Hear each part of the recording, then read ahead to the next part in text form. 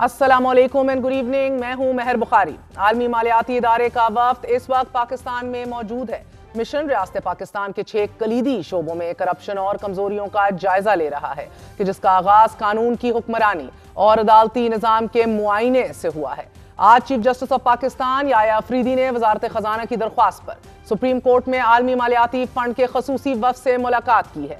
IMF का वफ्द एक ऐसे वक्त में अदलिया की आजादी का जायजा ले रहा है कि जब 26वीं आईनी तरमीम, जजेस की तकर्री और तबादले और मुबैना तौर पर होने वाली कोर्ट पैकिंग के खिलाफ वकला की एक बड़ी तादाद सड़कों पर और अपोजिशन सरापा एहतजाज है। सुप्रीम कोर्ट की जानिब से जारी इलामिया के मुताबिक जोएल टर्किविट्स की क़यादत में IMF वफ्द ने चीफ जस्टिस से मुलाकात की। चीफ जस्टिस याया अफरीदी ने वफ्द का खैर मकदम किया और अदालती कारकर्दगी को बेहतर बनाने के लिए जारी कोशिशों का जायजा पेश किया। चीफ जस्टिस सुप्रीम कोर्ट ने वफ्द को आगाह किया कि पाकिस्तान में अदलिया एक आजाद इदारा है और बतौर सरबराह इसकी खुद मुख्तारी का तहफ़्फ़ुज़ उनकी जिम्मेदारी है। चीफ जस्टिस सुप्रीम कोर्ट का कहना था कि आमतौर पर अदलिया का ऐसे मिशन से बराह रास्त राब्ता नहीं होता। चूंकि वजारत खजाना की दरख्वास्त पर यह मुलाकात हो रही है, इसलिए वो अपने ख्यालात और तबसरों में मोहतात रहेंगे।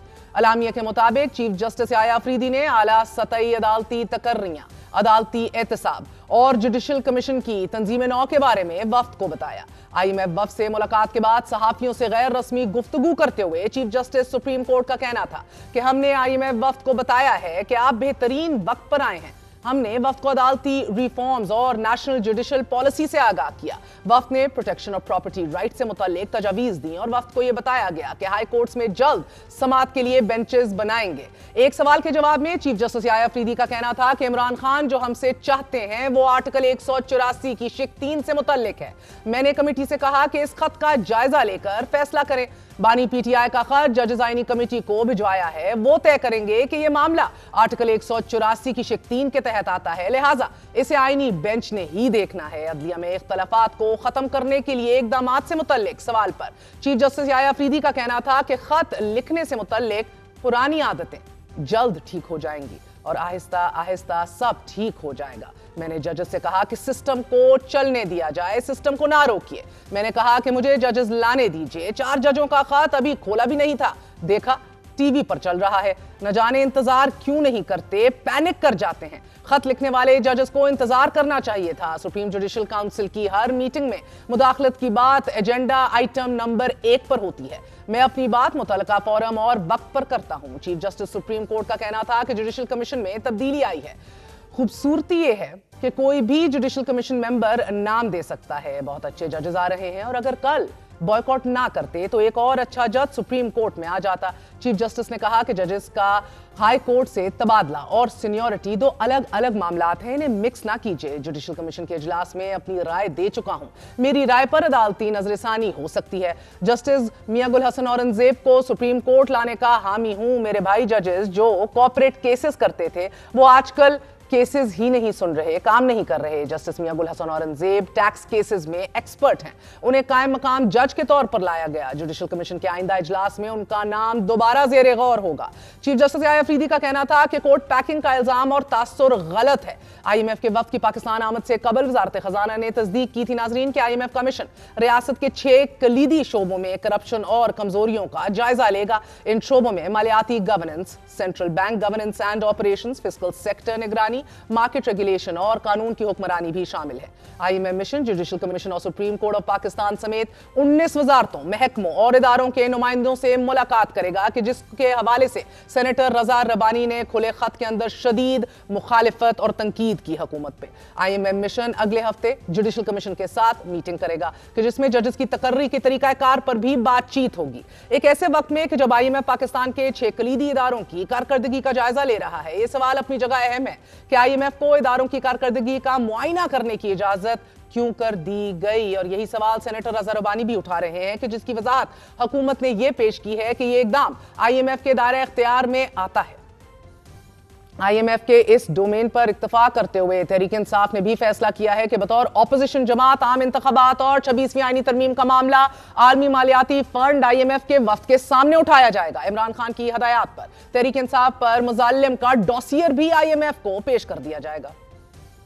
ये जो वफ्त आ रहा है ये कोई रिव्यू मिशन नहीं है, बल्कि रिफॉर्म्स प्रोसेस है और रूल ऑफ लॉ है, आइन और कानून की बालादस्ती, उसको देखने के लिए आ रहे हैं कि मुल्क में हो क्या रहा है। हम लोग जो इलेक्शंस में रिगिंग हुई है वो सारी चीज़ें रखेंगे, मैंडेट की चोरी रखेंगे। उसकी वजह यह है कि ये सारी की सारी चीज़ें लिंक्ड हैं आपके गवर्नेंस के साथ। इस वक्त जो 26वीं तरमीम हुई है उसके साथ जो प्रॉब्लम्स क्रिएट हुए हैं तो वो सामने रखे जाएंगे और हम लोग अपना मौक़िफ़ बड़े ज़ोर और शोर से देंगे। हमारे लीडर ऑफ द अपोजिशन और जेसी में जो मेंबर्स हैं वो आईएमएफ के वफद के साथ जो है वो मुलाकात भी करेंगे और हमने एक डोजियर भी तैयार किया है जिसको आज याया अफरीदी साहब ने मेंशन किया और हम आईएमएफ के वफद को मिल के जो हक़ाइक़ हैं वो सामने रखें। ये डोजियर भी आईएमएफ को देंगे। डोजियर जो है वो हक़ाइक़ पे मबनी है। आज अडियाला जेल के बाहर मीडिया से गुफ्तगू करते हुए फैसल चौधरी का यह कहना था कि एसओपी के तहत इमरान खान से वकला की मुलाकात हुई है, इमरान खान से बुशरा बीबी की मुलाकात भी हुई है। इमरान खान ने कहा है कि 26वीं आईनी तरमीम पाकिस्तानी अदालती निजाम पर एक असॉल्ट है, कोर्ट पैकिंग के खिलाफ वकला तहरीक के साथ खड़े हैं। और दिलचस्प बात यह है नाजरीन कि जब chief justice of Pakistan IMF वफ्द को सब अच्छा है की रिपोर्ट दे रहे थे तो तब इस्लामाबाद हाई कोर्ट में दौरान समाज जस्टिस मोहसिन कयानी ने रिमार्क्स दिए कि अदलिया, पार्लियामेंट, एग्जीक्यूटिव सब कोलैप्स कर चुके हैं। दौरान समाअत वकील दरख्वास्त गुजार का कहना था कि अदलिया भी रियासत का सतून है, कि जिस पर जस्टिस मोहसिन अख्तर कियानी ने रिमार्क्स दिए कि पिलर ऑफ स्टेट तो सब हवा में ही है, पाकिस्तान में रहना मुस्तकिल लड़ाई है। हुकूमत की जानिब से जस्टिस मोहसिन अख्तर कियानी के रिमार्क्स पर शदीद रद्द-ए-अमल सामने आया है। स्पीकर कौमी असेंबली अयाज सादिक ने इस्लामाबाद हाई कोर्ट के जस्टिस मोहसिन अख्तर कियानी के रिमार्क्स पर रूलिंग देते हुए हदायत जारी की हैं कि अगर ये दुरुस्त है तो वजीर कानून जज को यह पैगाम पहुंचाएं कि पार्लियामेंट को काबिल कबूल नहीं है।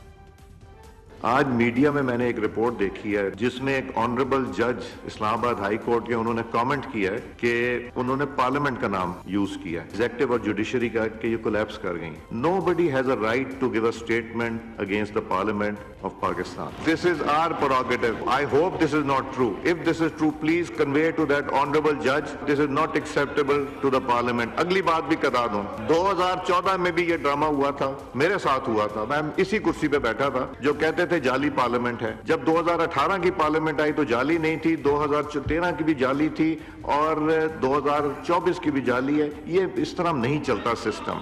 जबकि सेनेटर इरफान सिद्दीकी का कहना था कि किसी सतून के पांव हवा में हैं तो इसका सबब उस सतून का अपना खोखलापन हो सकता है।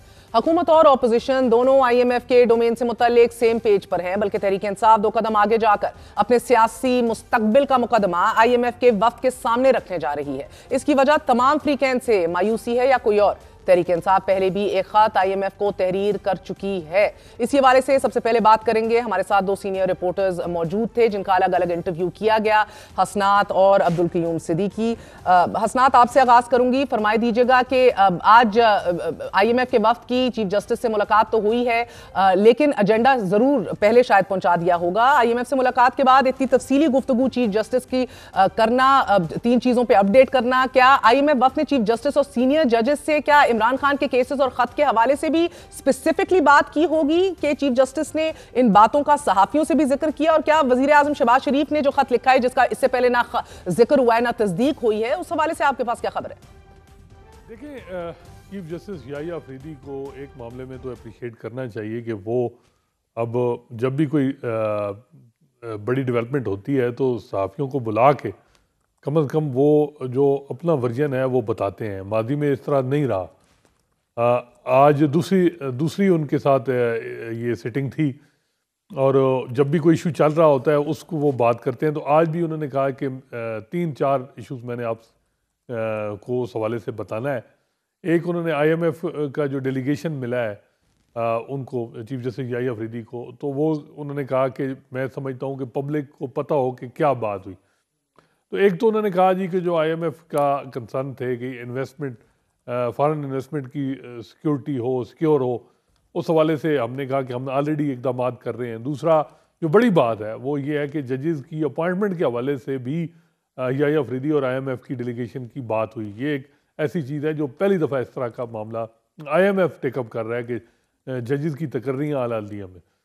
तो दूसरा मामला था कि जुडिशल रिफॉर्म में नेशनल जुडिशल पॉलिसी मेकिंग की कमेटी, प्राइम मिनिस्टर शहबाज शरीफ और अपोजिशन लीडर, उनको उन्होंने ख़त लिखा है कि सजेशन मांगी है। तीसरा जो सबसे अहम था वो था कि इमरान खान ने ख़त लिखा था चीफ जस्टिस याहिया अफरीदी को भी और आइनी बेंच के सरबराह जस्टिस अमीनुद्दीन खान को। और उस खत में उन्होंने जो है वो जो कुछ पीटीआई के साथ जो हो रहा है हसनात कथा कलामी माफ, मगर मैं आपसे पूछ रही हूँ जो वजीर आजम शहबाज शरीफ साहब ने खत लिखा है, इस हवाले से बताइएगा।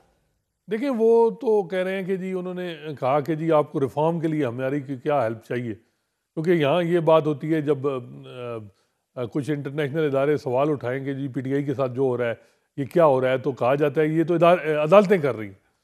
तो अदालतों पे जब बात आई तो जो याहिया अफरीदी साहब ने ये कहा कि मैंने IMF की डेलीगेशन को कहा कि अदलिया एक कंजर्वेटिव इदारा है, वो किसी इंडिविजुअल के साथ डायलॉग नहीं करता। अब मुझे नहीं मालूम कि वो क्या कहना चाह रहे हैं कि किसके साथ डायलॉग नहीं, लेकिन ये बड़ा अहम है कि IMF का वफ्द जो है वो उस मीटिंग से 12 घंटे पहले वो जो ख़त है इमरान खान साहब का वो आइनी बेंच को भेज रहे हैं कि जी, और इश्यूज जो वो कह रहे हैं कि हैं वो बड़े सीरियस हैं। तो ये बड़ा इम्पॉर्टेंट है कि ये क्यों ये चीज़ हुई।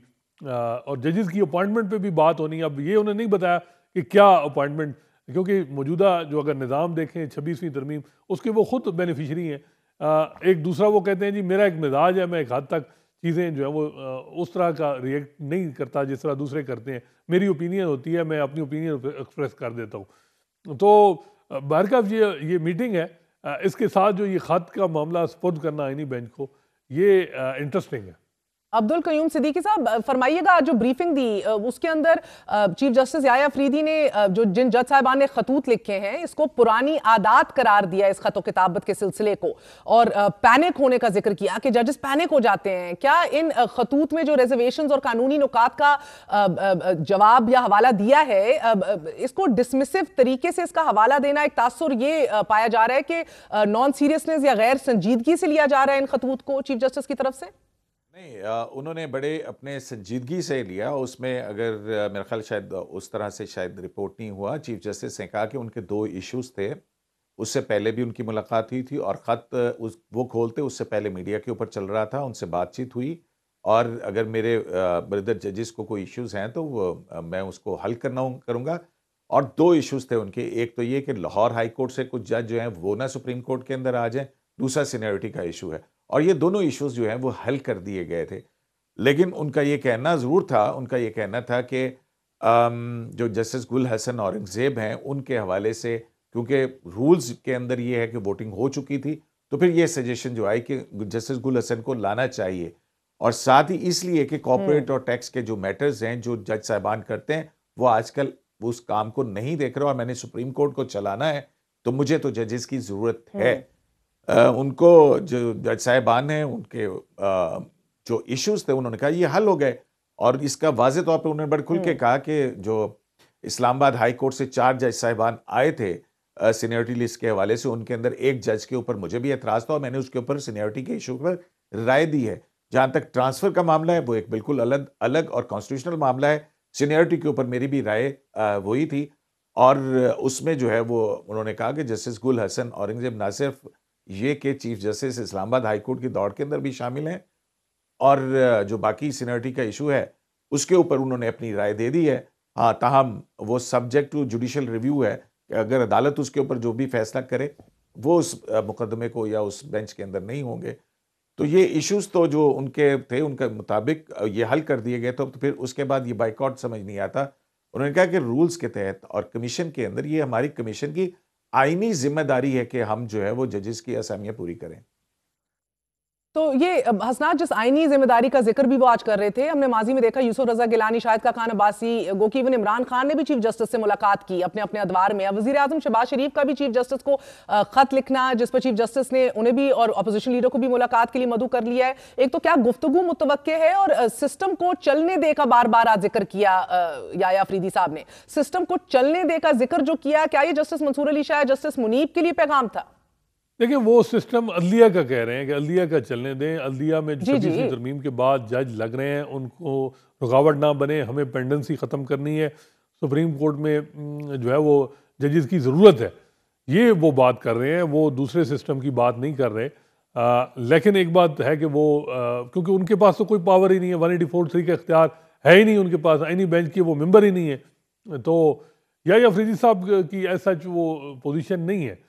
हाँ, लेकिन ये है कि जो IMF के वफ्द की मुलाकात है वो और जजेस की अपॉइंटमेंट पे बात करना, क्योंकि जब आज मैंने भी उनसे सवाल किया कि आपने 43 जज बड़े शॉर्ट टाइम में अपॉइंट पूरी आला हल्दिया में जो है वो तकर्रर किया, लेकिन सवाल ये उठ रहा है कि जी जो एग्जेक्टिव है उसका इन्फ्लुएंस है और जो अपॉइंटमेंट है उसमें जो लोग अपॉइंट हुए हैं, वो जो वकील, वो ज़्यादातर हुकूमत के हमायत याफ्ता है। तो उन्होंने इस चीज़ को एडमिट किया, हाँ जी इन्फ्लुएंस है। ये बड़ी बात है कि वो एडमिट कर रहे हैं कि इन्फ्लुएंस है, लेकिन वो जो स्ट्रेटजी मंसूर अली शाह और मुनीब अख्तर साहब की, उससे खिलाफ कर रहे हैं। वो कहते हैं कि नहीं, ये नहीं है, हमें विद इन और चीज़ें जो है वो चलनी है। फिर वो उसका मिसाल उन्होंने दी कि लाहौर हाई कोर्ट में देखें, हमने फिर नहीं होने दिया, लेकिन बात उनकी है। लेकिन हमने देखा इससे पहले जो हुकूमत ने चाहा वही उन्होंने किया। 26वीं तरमीम के बाद जिस तरह आईनी बेंच बना, उन्होंने अपने हमख्याल जजेस को सिलेक्ट किया, उसमें सिंध हाई कोर्ट में 9वें नंबर के जज को आईनी बेंच का सरबराह बनाया। अब जो ये 36 अपॉइंटमेंट मुख्तलिफ 5 हाई कोर्ट में हुई हैं और 7 सुप्रीम कोर्ट में, कम से कम हाई कोर्ट में मैं ये कह सकता हूँ कि अपॉइंटमेंट सारी वो हुकूमत ने उनको अप्रूव किया, क्योंकि हुकूमत के पास वोट ज़्यादा है और हुकूमत के बगैर अदलिया जज नहीं अपॉइंट कर सकती हाई कोर्ट में। तो ये जिस तरीके से जज अपॉइंट किए गए हैं, वाज़े तौर पे ये है कि उनका टिल्ट है। इनसे ज़्यादा कॉम्पिटेंट और इंटीग्रिटी वाले जज मेंबर नॉमिनी जो थे उनको इग्नोर किया गया। वजह ये थी कि मौजूदा हुकूमत जो है वो नहीं चाह रही थी। आज उन्होंने खुद एडमिट किया कि पेशावर हाई कोर्ट के जो सीनियर पुनी जज थे, उनसे जब मैंने सवाल किया कि वो क्यों, तो उन्होंने कहा जी बिल्कुल मैं समझता हूँ कि उनको अगर ये 4 मेंबरान जो है ये होते तो हम उनको सुप्रीम कोर्ट में एलिवेट कर लेते। तो इसका मतलब ये है कि हुकूमत उनसे जो पेशावर हाई कोर्ट के सीनियर पुनी जज जो नंबर 2 पे थे उनको नहीं लाना चाह रही थी। वजह क्या है कि वो ज़रा ज़्यादा इंडिपेंडेंट है। तो ये तसर तो, और आज उन्होंने खुद मान लिया कि इन्फ्लुएंस है। तो अब देखते हैं कि आगे वो इस पूरे मामले को किस तरह चलाते हैं। लेकिन ऑलरेडी जो मामला जो कुछ लोग कहते हैं डैमेज हो चुका है। जो ये अपॉइंटमेंट हो चुकी हैं, ये 15-20 साल इन जजेस ने मुख्तलिफ जो वो हाई कोर्ट में रहना है। तो इसका असर क्या होगा, क्या इफेक्ट होंगे, ये तो अब फ्यूचर ही हमें पता चलेगा। तो अब्दुल कयूम सिद्दीकी, जिस एलिवेशन के हवाले से भी आज उन्होंने वजाहत दी, बात की, सीनियरिटी के ऊपर भी कहा, लेकिन जस्टिस आमिर फारूक को एलिवेट गो के करना सीनियरिटी के मामले के हवाले से भी अपने तई बहुत क्लैरिटी रखते हैं। चीफ जस्टिस पहले भी कह चुके हैं मेरा इस पे मौकफ है। चीफ जस्टिस के ने तो वोट डाला उनको एलिवेट करने के लिए, जस्टिस जमाल खान मंदोखेल ने तो नहीं डाला। लेकिन हम देख रहे हैं जब से मंसूर अली शाह साहब और जस्टिस मुनीब तो वॉकआउट कर गए, ये बात भी उन्होंने आज की, लेकिन सीनियरिटी पे अपना व्यू पॉइंट का जिक्र बार बार चीफ जस्टिस कर रहे हैं। और आज भी शायद सहाफियों को ये बताया गया आप लोगों को कि जस्टिस डोगर को सीनियर प्यूनी जज लाने पे एतराज किया मैंने और ये मिनट्स पे है। लेकिन फरमाई दीजिएगा कि चीफ जस्टिस आमिर फारूक की बनाई हुई सीनियरिटी लिस्ट की क्या तस्दीक नहीं कर रहे indirectly when he decides and votes in favour of elevating him to the supreme court? Approve नहीं कर रहे उनकी बनाई हुई सीनियरिटी लिस्ट? देखिए, जाहिर है कि अब ये इसके ऊपर जो एडमिनिस्ट्रेटिव साइड पे बिल्कुल वही फैसला है जो जस्टिस मंसूर अली शाह साहब जब वो लाहौर हाई कोर्ट के जज थे और एक जज साहब थे, उनकी सीनियरिटी का मामला था, ये बिल्कुल उसी तरह का मामला है। और उनमें वही व्यू था जो कि इस वक्त मौजूदा चीफ जस्टिस का है सीनियरिटी के हवाले से, जो इस्लामाबाद हाई कोर्ट के हैं। लेकिन अब ये मामला जो है वो जाहिर है कि जो भी अफेक्टेड हैं वो चैलेंज होता है, तो जाहिर है अब इसका जुडिशल साइड के ऊपर ही इसका फैसला होना है। और लेकिन चीफ जस्टिस का ये कहना कि जस्टिस गुल हसन औरंगजेब हैं और सीनियरिटी हाई कोर्ट की, इस्लामाबाद हाई कोर्ट की हद तक की मैं बात कर रहा हूँ कि उसमें 3 जज साहिबान जो हैं वो सीनियरिटी पे जो भी होंगे, चीफ जस्टिस का पहले एतराज़ आ चुका है जुडिशल कमीशन के अंदर। जब इस्लामाबाद हाई कोर्ट के चीफ जस्टिस का मामला होगा तो फिर अगर लोग बाइकआउट करके जाएंगे तो फिर आप मेजॉरिटी को जो है वो अपना रास्ता बनाने के लिए रास्ता हमवार करेंगे। तो ये ऐसे इश्यूज हैं जिसको देख लेना चाहिए। तो हसनात, चीफ जस्टिस ने यह भी कहा कि खत लिखने वाली जजेस की जो पुरानी चीजें चल रही हैं उन्हें ठीक होने में अब वक्त लगेगा, पुरानी चीजें आहिस्ता आहिस्ता सब कुछ मामूल के मुताबिक हो जाएगा। और ये जो खतूत हैं उन्होंने ये भी कहा कि मुझे देखने से पहले मीडिया को मिल जाते हैं, मैंने खुद टीवी के ऊपर देखा, और ये पैनिक की बात की। इस हवाले से ये भी कहा कि कसूर मेरा है, शायद खत लिखने वाले जजेस को इंतजार करना चाहिए था। ये भी आपको लगता है कि ये इशारा जो है वो जस्टिस मंसूर अली शाह या जस्टिस मुनीब के हवाले से ही था? देखिए, वो कहते हैं कि जी वो जो इश्यूज थे वो इम्पोर्टेंट थे, लेकिन वो फिर अब हल हो गए। लाहौर हाई कोर्ट के जजेस के एलिवेशन पे कंसर्न थे, तो वो हमने बिल्कुल वो नहीं माना हुकूमत की बात को। और इस्लामाबाद हाई कोर्ट में भी मेरा मौक़िफ़ वही है। लेकिन फिर उन्होंने आमिर फारूक साहब को वोट क्यों दिया याहिया अफरीदी साहब ने?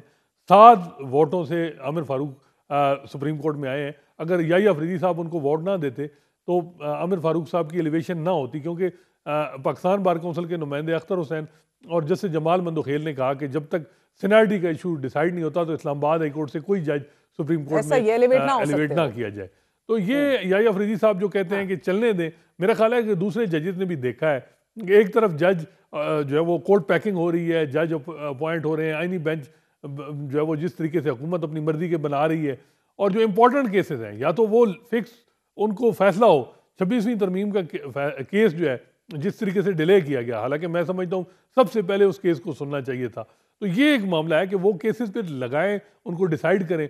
अगर याहिया अफरीदी साहब कहते हैं कि जी कॉर्पोरेट साइड वाले जज काम नहीं कर रहे, तो आईनी बेंचेस वालों ने कौन सा काम 4 महीने में किया है, कौन से बड़ा फैसला दिया है? रिपोर्टेड जजमेंट 2 पेजेस के अलावा कोई बड़ी चीज़ नहीं है। उनको भी तो जिम्मेदारी दी गई है कि रिजर्व सीट का मामला है, इस वक्त खैबर पख्तूनख्वा असम्बली में सेनेट का इलेक्शन नहीं हुई है, वो फैसला अमल दरामद नहीं हुआ। ये सुप्रीम कोर्ट पे बहुत बड़ा चैलेंज है, टेस्ट है कि वो अमल दरामद क्यों नहीं हो रहा।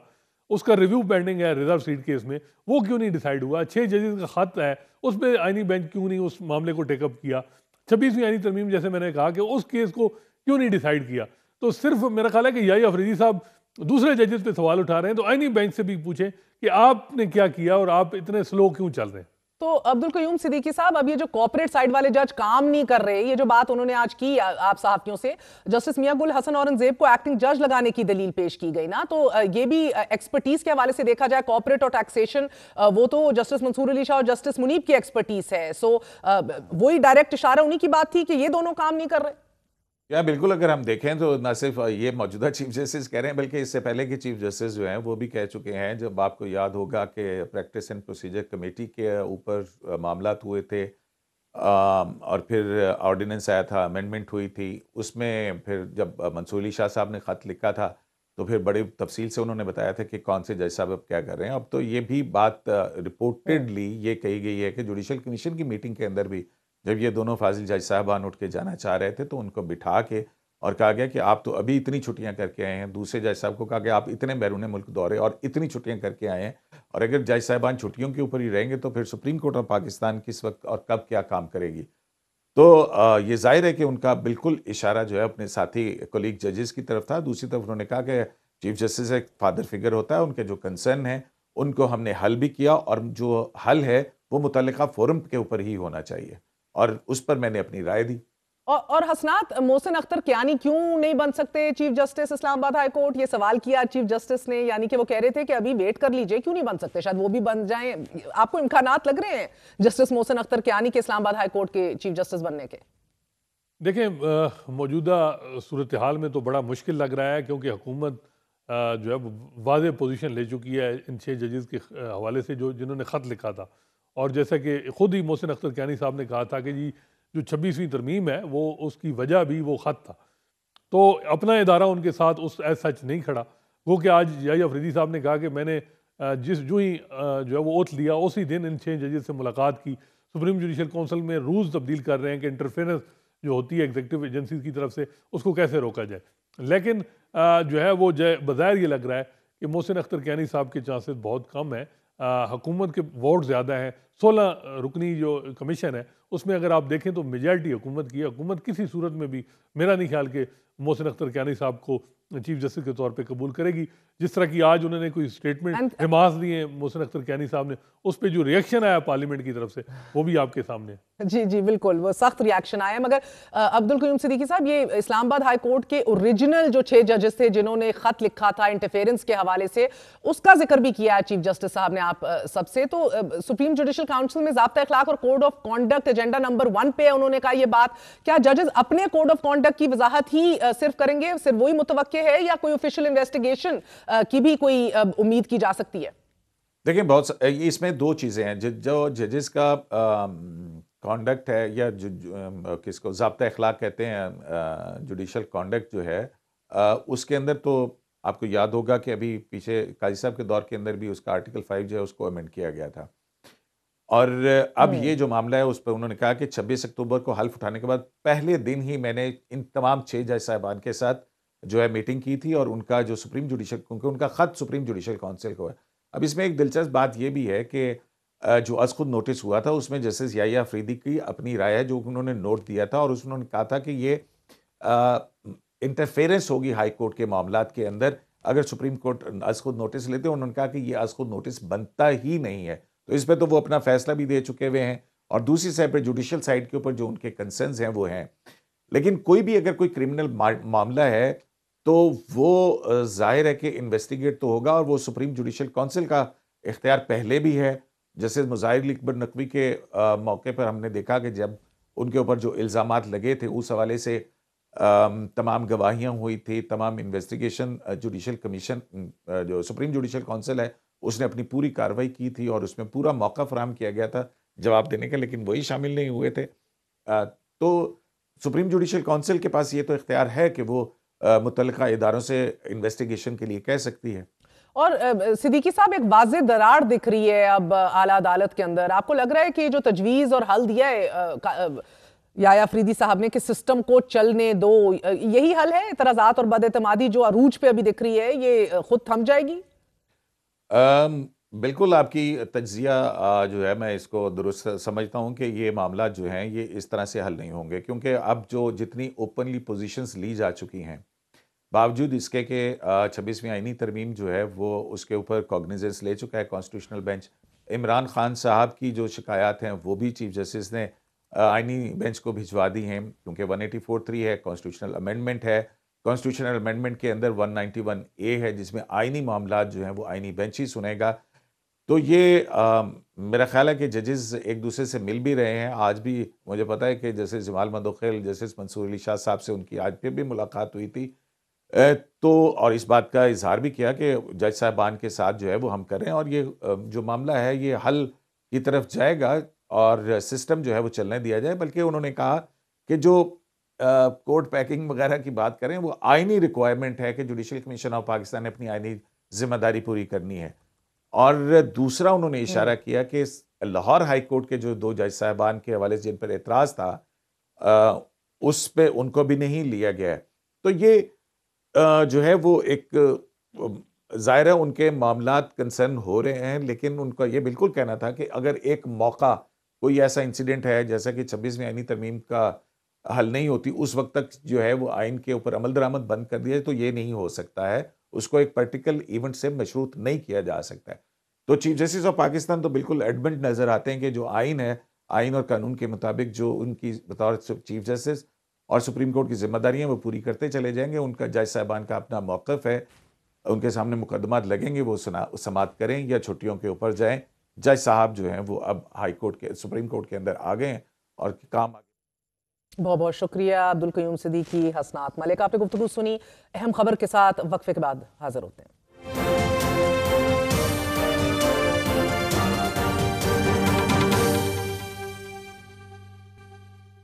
हमारे साथ बात करने के लिए मौजूद हैं तहरीक इंसाफ के सीनियर रहनुमा, सीनियर वकील हामिद खान साहब। हामिद खान साहब, बहुत बहुत शुक्रिया साथ देने का। पहल तो फरमाई दीजिएगा कि इमरान खान ना सिर्फ चीफ अवामी स्टाफ को बल्कि चीफ जस्टिस को भी एक लंबा चौड़ा खत लिख चुके हैं। अब खत का तहरीरी जवाब तो मुझे यकीन है कि शायद आप मुतवक्के नहीं था, नहीं एक्सपेक्ट कर रहे होंगे। आईनी बेंच को अब ये फॉरवर्ड कर दिया गया है खत। क्या आप कुछ और उम्मीद कर रहे थे या ये रोके?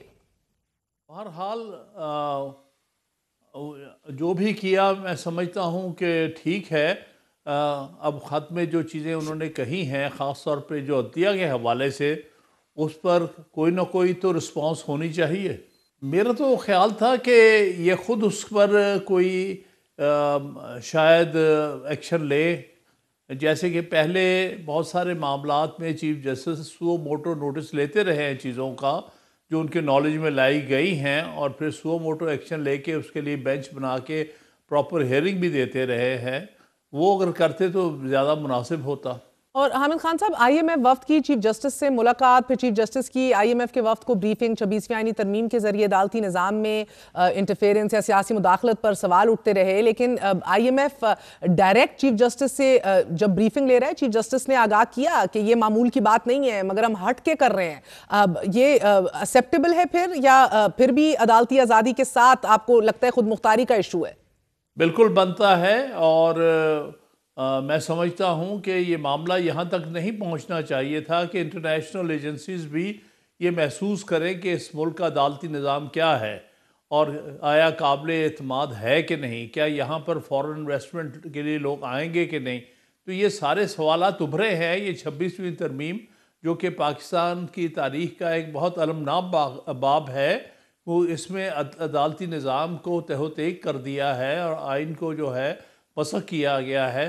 तो ऐसी सूरत में हर शख्स को ये सोचना पड़ेगा कि यहाँ पर अगर कल को हमें किसी अदालत में जाकर अपने कोई रिलीफ लेने की ज़रूरत पड़ी तो क्या हमें ये आज़ाद अदलिया के तौर पर रिलीफ दे सकेंगे कि नहीं, ये बात बहुत अहमियत की हामिल है। मगर मुझे लॉजिक समझा दीजिएगा ज़रा हामिद खान साहब, आपको ये ज़रूर बुरा लग रहा है कि एक आलमी वफ्द हमारे अंदरूनी मामलात को देख रहा है और ये करना पड़ गया उसे, लेकिन जब तहरीक इंसाफ आलमी इदारों को घसीट के लाती है हमारे डोमेस्टिक अफेयर्स में, and I am not getting into the whole absolutely not rhetoric, मगर the problem here is sir, हुकूमत तो हुकूमत है, मगर अब अपोजिशन तहरीक इंसाफ भी IMF को अगर डॉसियर्स पेश करेगी और ये ऐलान करेगी, फैसल चौधरी का भी कहना है इमरान खान की हदायत पर आप लोग जा रहे हैं, मजालिम का डॉसियर IMF को देने जा रहे हैं, मजालिम या एट्रोसिटीज से नंबर 1 IMF का क्या कहना करना, दूसरा डॉसियर इंसानी हकूक की तंजीमों को आप दे दें, जाके मकामी सतह पर आवाज उठाएं, सब आपके साथ खड़े होते हैं। मालियाती इदारे को ऐसा डॉसियर देकर आप मुल्क की मुआशी रुकावटें क्या पैदा नहीं कर रहे? क्या मजीद ऐसी क्रिटिकल सूरत हाल के अंदर आप अपना भी पुरसा नहीं डाल रहे? देखिए, डोजियर तो इसलिए कि वो यहाँ पर आए हैं और वो इंक्वायर कर रहे हैं कि यहाँ का अदालती निज़ाम का क्या हाल है, यहाँ पर लोगों के जो हकूक़ है और अदालतों से उनका तहफ़्फ़ुज़ है कि नहीं, इन बारे में इन्फॉर्म करना, जो कि मैं समझता हूँ कोई नई चीज़ नहीं है, उनकी इन्फॉर्मेशन में होना चाहिए।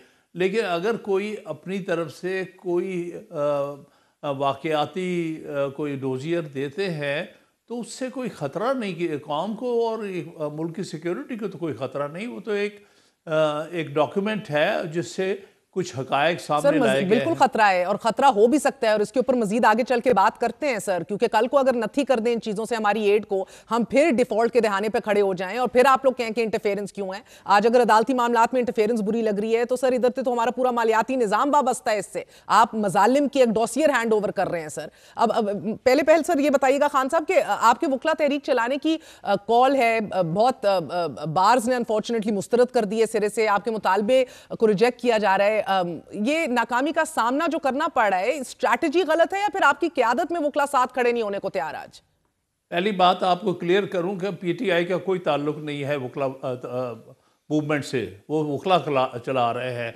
मैं बतौर वकील के उसका हिस्सा हूं, नॉट PTI के तो कल कोई नुमाइंदगी भी नहीं थी और आपके सामने है, कल हमारा प्रोटेस्ट बड़ा कामयाब प्रोटेस्ट था, सारे मुल्क से, कराची से बसें आई, लाहौर से आई, कोयटा से लोग पहुंचे, तो ये तहरीक तो बड़ी कामयाबी से आगे बढ़ रही है और इंशाअल्लाह ताला एक ना एक दिन चीज़ें तब्दील होगी। ये सियासी जमातों की तहरीकें कामयाब हो ना हो एक अलग बात है, लेकिन जब भी वकला ने तहरीक चलाई है उसके अच्छे असरात हुए हैं। अभी तो देखें ना, लीडरशिप के अंदर ही यूनानिमिटी नहीं हमें दिखाई दे रही ना, आप लोगों की लीडरशिप को नहीं तस्लीम किया जा रहा। जब बार्स कहेंगी कि सियासी गेमें खेली जा रही हैं, आप खुद अदलिया की तबाही फेर रहे हैं, आप सब मिलके ग्रुपबाजी कर रहे हैं, मगर सर 6 जजेस में 4 तो चीफ जस्टिस बन गए, यही तो आपका मौक़िफ़ रहा है हमेशा से, तो मुखालिफत आज क्यों की जा रही है? नहीं, देखिए, यहाँ तक कि चीफ जस्टिस को ही मौका मिलना चाहिए, इस पर नहीं, सवाल यहाँ पर यह है कि चीफ इसका तादाद बढ़ाना जो है सुप्रीम कोर्ट के जजेस के, ये बिल्कुल नामुनासिब था। इसका मतलब है कोर्ट पैकिंग कर रहे हैं, कोर्ट में अपनी मर्ज़ी से लाकर वहाँ पर अपनी मर्ज़ी के फ़ैसले लेने की कोशिश कर रहे हैं। मेरे नज़दीक 17 जो तादाद थी वो बिल्कुल दुरुस्त थी, क्योंकि पाकिस्तान में सुप्रीम कोर्ट इससे ज़्यादा तादाद की ज़रूरत नहीं है। इंडिया में 34 जजेस के साथ सुप्रीम कोर्ट चलती है, जो कि 6 गुना ज़्यादा आबादी का मुल्क है। तो ये तो गैर ज़रूरी तौर पर पैकिंग करने की कोशिश कर रहे हैं। एक सिर्फ वैकेंसी है जो काजी फाइज़ की रिटायरमेंट के बाद थी, बाकी जो कुछ भी है इन्होंने ये रात के अंधेरे में इस किस्म के लॉ पास करवा लिया कि जी तादाद 17 से 25 कर दो, फिर 25 से 34 कर दो। इस किस्म की चीज़ें बग़ैर ना उसमें अदलिया को कंसल्ट किया, ना उसमें वकला तंजीमों को कंसल्ट किया गया। इसी तरह से 26वीं तरमीम जिस अंदाज से पास करवाई गई है, लोगों को उठा उठा के लाया गया है, व्हील चेयर्स पर लाया गया है, औरतों के जो बच्चे गायब करके उनको मजबूर किया गया वोट डालने के लिए, क्या कुछ नहीं हुआ है। सारी दुनिया ने देखा है आपके सामने कि इस तरह कभी आईनी तरामीम इस तरह से होती हैं। ये तो एक बहुत शर्मनाक बाब है। अब अदलिया रह गई थी एक सतून जिसको बर्बाद कर रहे हैं कि यहाँ पर भी हम अपने पपट सारे जो हैं वो ले आए, लाहौर हाई कोर्ट से ला के chief justice Islamabad high court में लगा दें अपना कोई पपेट, इसी तरह से दूसरी हाई कोर्ट से ट्रांसफ़र करनी शुरू कर दें। इसमें जो कुछ हो रहा है वो अदालती निज़ाम को बिल्कुल तबाह बर्बाद करने के लिए हो रहा है। सर मगर बार्स का फिर भी ये मौकफ है अपने तय, ये बहरहाल ये हकीकत है, अली जफर साहब भी हमें कहते हैं it is still very much the constitution, आइन का हिस्सा है, जो भी है जैसा भी है आइन का हिस्सा है। सो अब फुल कोड बनाने का आपका मुतालबा जो है वो जजेस लगाए गए हैं कि जो आप मुखालिफत जिनकी कर रहे थे, अब अगर सुप्रीम कोर्ट की मौजूदा हैयत देखी जाए तो फुल कोर्ट में भी अगर आप उन 16 की बात करते हैं प्री 26th अमेंडमेंट, वो भी आपके मौकफ को शायद कोई ज्यादा पजीराई नहीं मिलेगी। अभी जो आप देख रहे हैं पोजिशनिंग, तो फुल कोर्ट बनाने का मुतालबा फिर भी इतनी शदोमत से ही है। देखिए, फुल कोर्ट का हमारा मतलब है कि उन 16 जजेस को जो कि 26वीं तरमीम के वक्त थे, उनकी फुल कोर्ट, उसको हम फुल कोर्ट मानते हैं। जो नए इंडक्टरीज हैं ये तो 26वीं तरमीम की वजह से है। अगर 26वीं तरमीम ना आती तो 17 की वैकेंसीज में 23 बंदे तो नहीं लग सकते, ये 24 बंदे तो नहीं हो सकते। तो लिहाजा माइनस ये नए अपॉइंटीज़ के बाकी जितने जजेस हैं जो 26वीं तरमीम से पहले इंडक्ट हुए हैं, उनकी फुल कोर्ट बना दी जाए और वो फैसला करें। और खान साहब, आपकी सारी तवज्जो अभी इसी तरफ है या अपनी जमात के लिए भी कहीं ना कहीं गौर फिक्र हो रहा है? क्योंकि तहरीक इंसाफ में जो तकसीम है वो बहुत ज़्यादा वाज़ेह होती दिखाई दे रही है। KPK में भी आपने अभी जलसे में भी देखा, 8 फरवरी को सब कुछ खुल के स्टेज पे सामने आया। पंजाब में भी लोग मुतहर्रिक नहीं है, बाहर नहीं निकला जा रहा। आपको नहीं लगता कि पहले जमात को एक पेज पर लाना ज़रूरी है, फिर कोई तहरीक कामयाब हो पाएगी?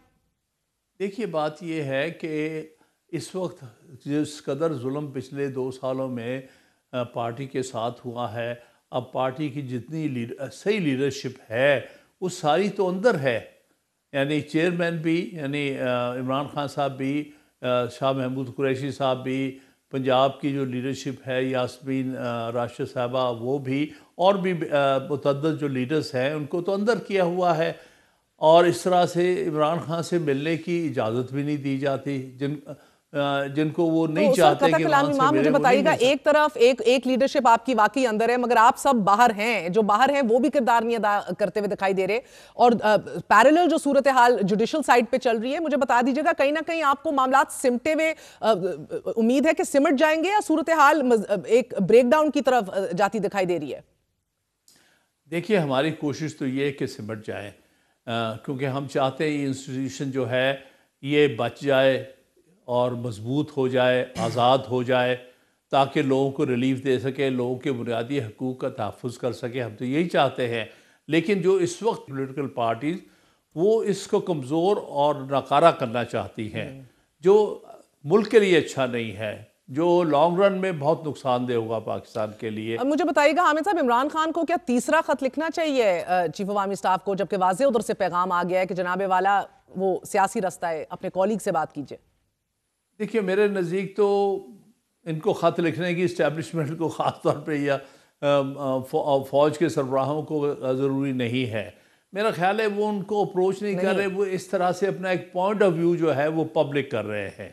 ये एक्चुअली किसी से वो मदद नहीं मांग रहे, बल्कि वो सिर्फ अपना व्यू पॉइंट जो है कौम के सामने लाने की कोशिश कर रहे हैं, जो उनका हक है। सर, मगर उस व्यू पॉइंट के ऊपर 2 मसले हैं। एक तो जमहूरी क्रेडेंशियल्स को आपके बड़े सख्त ठेस पहुंचती है, बात आप सिविलियन सुप्रीमेसी की करते हैं, मगर खतूत भी लिखते हैं, उधर से इनकार भी आता है। दूसरा दूसरा मसला है कि आप अपनी स्ट्रैटेजी भी तब्दील नहीं करते, तो फिर उम्मीद कैसे कर रहे हैं कि कोई बेहतर मुस्बत जवाब आ जाए? मुल्क मुआशी मुश्किलात का शिकार है, दूसरी बार आप IMF को पाकिस्तान के अंदरूनी मामलात में मुदाखलत का रास्ता दिखा रहे हैं, तो ये कौन सी खिदमत है और ये कौन सी ऐसी स्ट्रैटेजी है जिसके ऊपर कोई भी मुस्बत जवाब आए? नहीं, IMF वाला मामला तो कोई ऐसा नहीं है, ये तो सिर्फ एक पॉइंट ऑफ व्यू ही पेश किया है, और तो मेरे ख्याल में इससे ज़्यादा बढ़ के कोई बात नहीं, ना ही इसको हम ज़्यादा दूर ले जाना चाहते हैं, क्योंकि मुल्क सबसे अहम है हमारे लिए। लेकिन बात यह है कि कई सारी बातें जो है पब्लिक किए बगैर भी लोगों तक पहुंच जाती हैं। अगर ये इन्होंने कुछ ओपन खतूत दिए हैं, इसका मतलब ये है कि वो सिर्फ लोगों तक अवेयरनेस ला रहे हैं कि ये मुल्क के अंदर हो रहा है, ये जुल्म, ये जबर, ये ज्यादतियाँ हो रही। बहुत बहुत शुक्रिया। हामिद खान हमारे साथ मौजूद है, आपने गुफ्तगू सुनी। आज के लिए इतना ही। गुड नाइट, अल्लाह हाफिज।